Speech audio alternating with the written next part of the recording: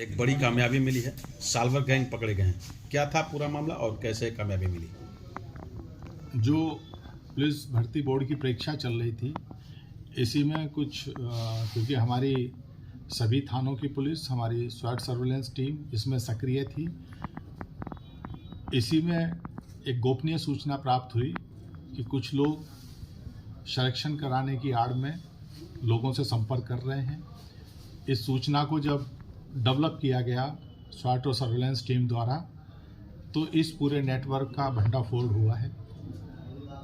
ये लोग थाना नौनहरा क्षेत्र का एक दूरस्थ और बिल्कुल आबादी से कटा हुआ एक घर इन्होंने किराए पे लिया था बृहदाजपुर गांव में, और वहाँ रह के अपना इन्होंने प्रिंटिंग मशीन वगैरह वहाँ पर और फ़ोटो कॉपियर वगैरह लगाए थे, जिसके माध्यम से ये पेपर अगर इन्हें प्राप्त होता तो उसका सॉल्यूशन निकाल के तत्काल इनके द्वारा ऐसे लोग जिनसे धन उगाही की जा रही थी, क्योंकि इनके पास से 6 लाख रुपए नगद भी मिले हैं, इनके द्वारा हर कैंडिडेट को ये दिलासा दी जा रही थी कि उसका सिलेक्शन कराएंगे, और 7-8 लाख रुपए में तय कर रहे थे। 1-1 लाख रुपए पेशगी। कुछ लोगों के द्वारा इन्होंने चेक भी प्राप्त कर लिए थे, और 21 लाख के चेक भी इनके पास से प्राप्त हुए हैं। और बहुत से, क्योंकि जिस कैंडिडेट का ये कराते थे उनके प्रपत्र भी, ओरिजिनल जो एजुकेशनल सर्टिफिकेट हैं उसे भी ये रख लेते थे। तो ये सारी चीज़ें इनके पास से प्राप्त हुई है। ये बड़ी संख्या में इनके जो एजेंट हैं वो पूरे पूर्वांचल में सक्रिय थे और लोगों से संपर्क कर रहे थे। लोग भी लालच में आने के कारण इनके उस ट्रैप में आ रहे थे।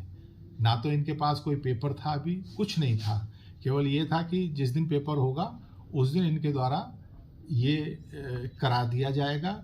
और इनके द्वारा ये भी लोगों को मैं विश्वास दिलाया गया है, क्योंकि इसकी कोई पुष्टि नहीं है कि पूर्व की जो एग्ज़ाम हुए हैं, अभी निकट भविष्य में सीटेट का हुआ था, उससे पहले कोई डीसी वाला जो एग्ज़ाम है सेंट्रल गवर्नमेंट वाला, उसमें इनके द्वारा ये विश्वास लोगों को दिलाया गया था कि उसमें भी इनके द्वारा भर्ती कराई गई है। क्योंकि जो अभ्यर्थी हैं वो जिन लोगों के अंदर कम कॉन्फिडेंस होता है, जल्दी प्राप्त करना चाहते हैं, ऐसे लोगों के लालच में आ जाते हैं। तो आज इनको गिरफ्तार करके 8 लोगों को भेजा जा रहा है।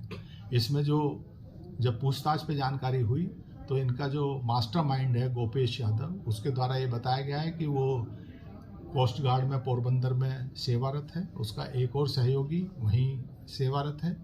एक और इस गैंग में जो पकड़ा गया है उसके द्वारा बताया गया है कि वो आर्मी में है। ये सब इनके द्वारा बताया गया है। इन सब चीज़ों की पुष्टि हो रही है, क्योंकि ये अभी पकड़े गए हैं और क्योंकि इन्हें जेल भेजना ज़रूरी है। बाकी इन सब चीज़ों को तस्दीक करके अगर ये सब सही होगा तो इनके संबंधित विभागों को भी लिखा जाएगा कि इनके विरुद्ध उचित दंडात्मक कार्रवाई की जाए। अब तक कितने अभ्यर्थी सर इनके टच में? इनके टच में इनके एजेंट फैले हुए थे, और अभी जो हम लोगों को इनके पास से धनराशि मिली है करीब 6 लाख रुपए नगद, जो 1-1 लाख रुपए पेशगी आई है लोगों की। और इन्हें ये भी नहीं मालूम कि कौन लोग हैं, क्योंकि इनके एजेंट भी है बड़ा ऑर्गेनाइज तरीके से। क्योंकि इनकी बातों से ये ज़रूर लग रहा है कि ये पूर्व में भी किसी ना किसी एग्ज़ाम में इस तरह की हिमाकत कर चुके हैं। और करीब 28-29 लोग अभी तक इनके संपर्क में आ गए थे।